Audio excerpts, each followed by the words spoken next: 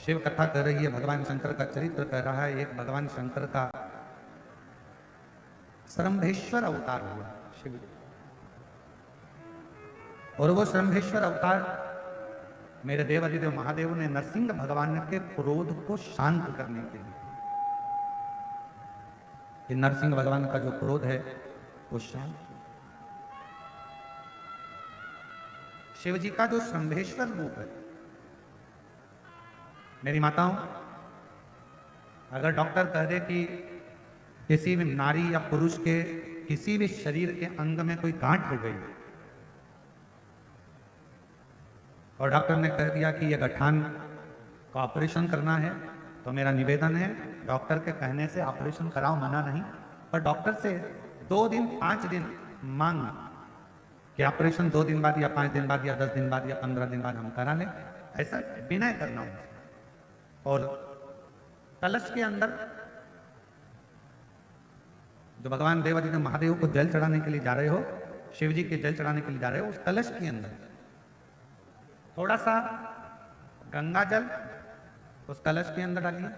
और एक चावल का दाना अपनी हथेली में रखकर कलश को हाथ में पकड़कर श्रम्भेश्वर महादेव का नाम लेकर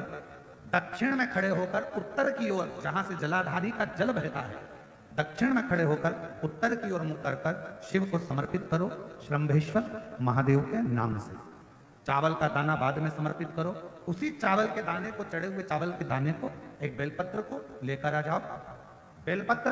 सुबह के समय और चावल का दाना शाम के समय उसको चबा चबा कर खा लीजिए, और उसके बाद में 2-4 दिन बाद जाकर वापस जांच कराइए। जो गठान होगी वो श्रम्भेश्वर महादेव के नाम से धीरे धीरे गलना प्रारंभ होगा। श्रम्भेश्वर महादेव का, फिर से बोलो, कौन से महादेव? श्रम्भेश्वर। मेरे शंकर भगवान ने नरसिंह भगवान के क्रोध को समाप्त करने के लिए श्रम्भेश्वर महादेव का रूप धारण करा था, श्रम्भ पक्षी। और श्रम्भेश्वर महादेव की अर्चना, श्रम्भेश्वर महादेव की आराधना,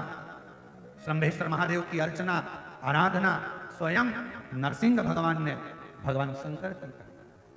श्रम्भेश्वर महादेव। और कोई तो मुझसे पूछे क्यों ये श्रम्भेश्वर महादेव का ये वर्णन आपने बताया, ये कौन से पुराण से बताया? तो उसको लिंग पुराण की कथा में से, और थोड़ा सा वर्णन इसका मिलेगा कूर्म पुराण की कथा में से, श्रम्भेश्वर महादेव का। श्रम्भेश्वर महादेव का नाम हम तो कई जिन बच्चों का दिमाग थोड़ा सा काम नहीं करता, या बच्चों के मुंह से राल बहती रहती है, या बच्चे का हाथ पैर या शरीर चल नहीं रहा हो, शरीर काम नहीं कर रहा हो, डॉक्टर ने कह दिया ये कभी नहीं चल पाएगा, हम उसके लिए भी कहेंगे माताओं से, देसी गाय का दूध, ज्यादा नहीं, 1 किलो 2 किलो नहीं, शंकर भगवान को देसी गाय का दूध 1 चम्मच में भी अगर 2 बूंद भी आप शंकर भगवान को श्रम्भेश्वर महादेव का नाम लेकर चढ़ाएंगे और उस दूध को वापिस चम्मच में लेकर आएंगे और उस बच्चे को चटाना अगर श्रम्भेश्वर महादेव के नाम से चालू करेंगे, बच्चे की अगर लाल बहती होगी, हाथ पैर से अगर बच्चा विकलांग होगा, धीरे धीरे उसका शरीर काम करना प्रारंभ करेगा यदि श्रम्भेश्वर महादेव का नाम लिया। श्रम्भेश्वर स्वयं मेरे देव अधिदेव महादेव का, श्रम्भेश्वर नाथ का, स्वयं भगवान शंकर की आराधना, स्वयं श्रम्भेश्वर महादेव की आराधना, स्वयं नरसिंह भगवान की, श्रम्भेश्वर। ये कथा जो आप और हम श्रवण कर रहे हैं भिलाई से, ये कथा तो कल सुबह 8 बजे से 11 बजे तक होगी, और टीवी पर वही 1 बजे से 4 बजे तक। पर कल 5 तारीख मेरी जीजियों को ये मत सोचना कि हमें दुख नहीं आएगा, हमने शिव महापुराण की कथा सुनी है। दुख आएगा, तकलीफ आएगी, क्योंकि ये माँ के गर्भ से जब हम जन्म लेते हैं तो हमारे पूर्व का कर्म हमारे साथ चलता है। पर इतना याद रखना, दुख जैसे हमारे साथ चल रहा है, हम जैसे जैसे मंदिर जाना चालू करते हैं, जैसे जैसे हम भगवान की कथा में जाना चालू करते हैं, जैसे जैसे हम शिव जी को 1 लोटा जल चढ़ाना प्रारंभ करते हैं, वैसे वैसे हमारा पूर्व का दुख कटता चले जाता है और अच्छा समय हमारा आना प्रारंभ हो जाता है।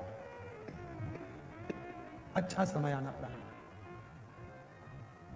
हमारा दुख कटता है, अच्छा समय आता चला। आप जितना जितना भजन करेंगे, जितना जितना स्मरण करेंगे, जितना जितना मंत्र जाप करेंगे, जितना जितना नाम जाप करेंगे, जितना जितना कीर्तन करेंगे, दुख को दूर हटाते चले, दुख दूर होता चले।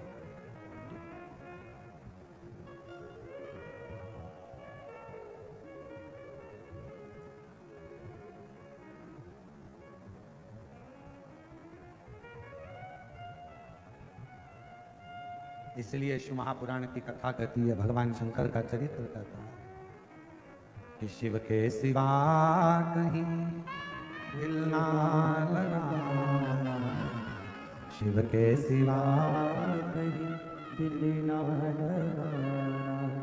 वरना पड़ेगा तुझे आंसू बहाना, वरना पड़ेगा तुझे आंसू बहाना, शिव के सिवा कहीं दिल ना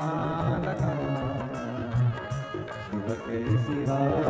कहीं दिल ना लगाना, बड़े भाव से भजना पड़ेगा तुझे आंसू बहाना, भजना पड़ेगा तुझे आंसू बहाना, शिव के सिवा कहीं दिल ना लगाना, शिव के सिवा कहीं